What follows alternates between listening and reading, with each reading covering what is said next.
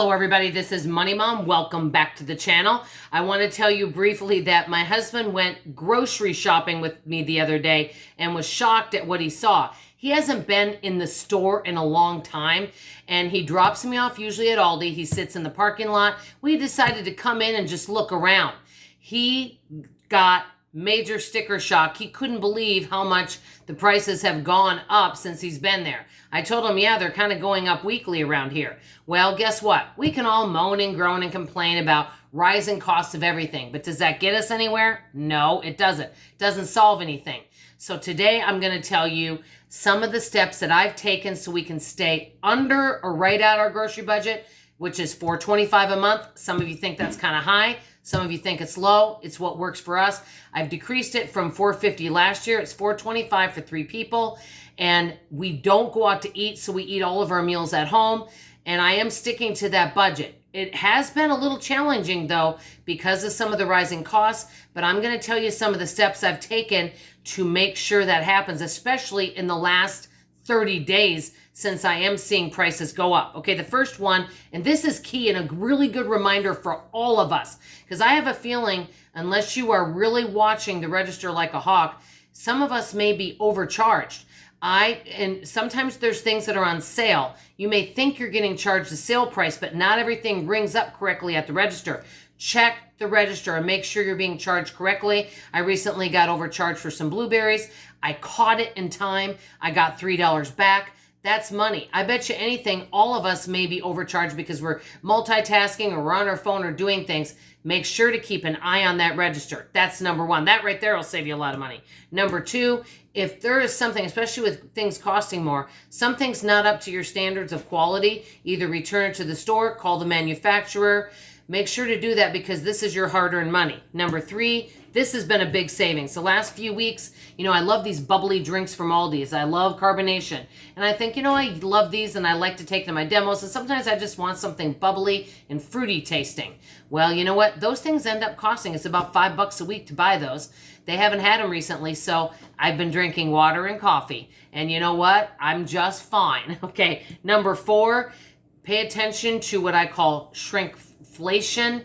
There's some of these products that we think, oh, it hasn't risen that much in price, but guess what? It's a lot smaller package, and some things just really aren't worth it. I've been doing more and more scratch cooking because I just refuse to pay some of these prices for a small amount of stuff. For example, my family may love Doritos, but I'm not going to pay $5.50 for a bag of Doritos. Even though I love them, I'm just not going to do that. So and then also the bags are smaller, and for me, I'm just not getting the best value. So I'm really paying attention to value, which reminds me of the shrinkflation, as you would say. Okay, number five, make sure now when you go into these stores, especially, larger stores, I tend to just go in and buy what I normally want to buy.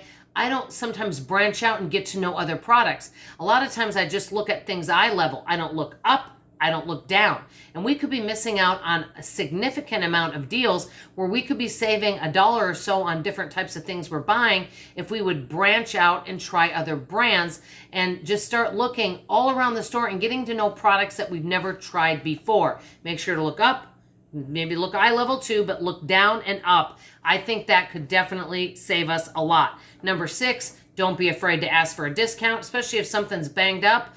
Ask for a discount. And with that, number seven, check your dates. And if something's about to go out to date, if you want it and you think you're going to freeze it, or it depends what or you think it's going to be fine and it's not going to go bad on you, just check your dates. And if something's about to expire, ask for a discount. Worst thing they can say is no. Okay, number eight, remember, this is something I'm telling myself. Not all sales are really that great a deal. I used to think, because it says clearance or it says sale, I know I want to have that. I've been really researching sales lately, and some of them that say sale, and they've wasted this paper for a great big sign, might be 50 cents off or 35 cents off. To me, that's not a really great big sale, and it doesn't create urgency where I want to purchase it. So be careful of the word sale and get to know what that price is and what really is a good price, and ask yourself what you're willing to actually pay for these items. I kind of have a limit of how much I'm willing to pay for certain things, and otherwise I just do alternative type products. Certain things I'm just not willing to pay full price for sure. Even the old way of doing things when I shop. I'm not willing to pay retail for a lot of different things. Okay, number 9, eat what you like. It's better to do that than go and buy a bunch of things that you've never tried. You have just the right, you think, oh, I'm going to buy all these ingredients and I'm going to make, for example, lentil burgers. And you buy all this stuff and it just sits in your cupboard. Nothing wrong with lentil burgers. I've seen a lot of great recipes for them.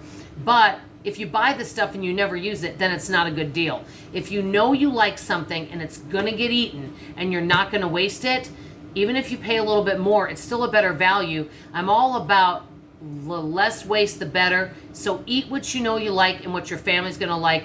If you want to branch out, maybe what you could do is, say you do want to try something like lentil burgers, you think you want to try. Maybe you and a friend go in together and then you split something like that. That might be a way to try something kind of fun and not waste the food because you're sharing it with a friend. Okay, number 10, simple recipes. I do a lot of 3 ingredient, 4 ingredient, or 5 ingredient or less. I'm not out there buying all these different fancy spices like I used to.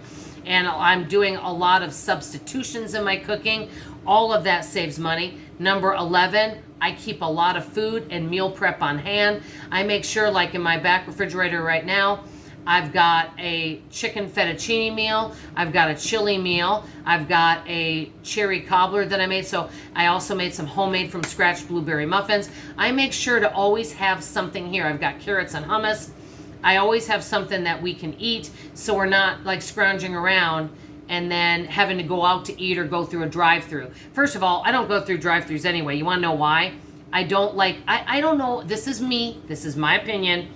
The drive-throughs that I see, people are waiting in line for like 25, 30 minutes.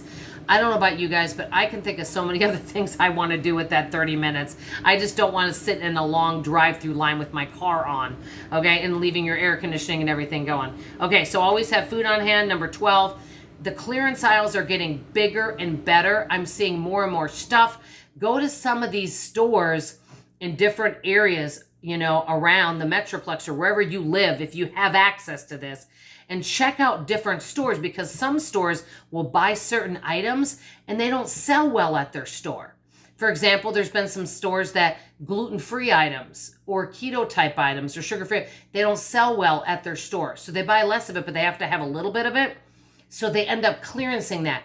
Learn what doesn't sell well at your store and what gets clearance. Keep checking clearance if it's something your family uses, that is. I used to buy clearance just for the sake of buying clearance. We want to buy what we're going to use. Last but not least, branch out. If you have access, I know some of you may be in rural areas and you only have 1 or 2 stores. I understand that. We all live and have access to different types of stores.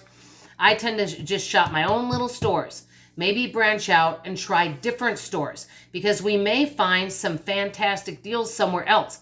There are deals to be had out there. We just have to do our research and take a little more time. What I see when I'm doing product demos is everybody's rushing. If we're rushing, we're not going to really be saving the amount of money we could, is if we took a little time and did a little more research.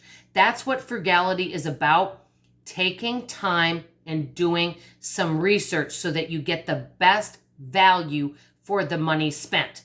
Let me ask you guys, I know you've been surprised lately. You guys know this is a solution-based channel. It's all about saving money and living an abundant life on a budget. How are you guys doing that today? Share some recent tips that you've been putting into place to save money on anything in your life. We want to hear from you some fantastic tips that we can use in our life to make our life frugal, fun, and more abundant. That's all I have to say. By the way, how do you like my 4th of July shirt? It's really comfortable. That's all. I love you. I appreciate you. And like I always say, I'll see you on tomorrow morning's video. Bye-bye.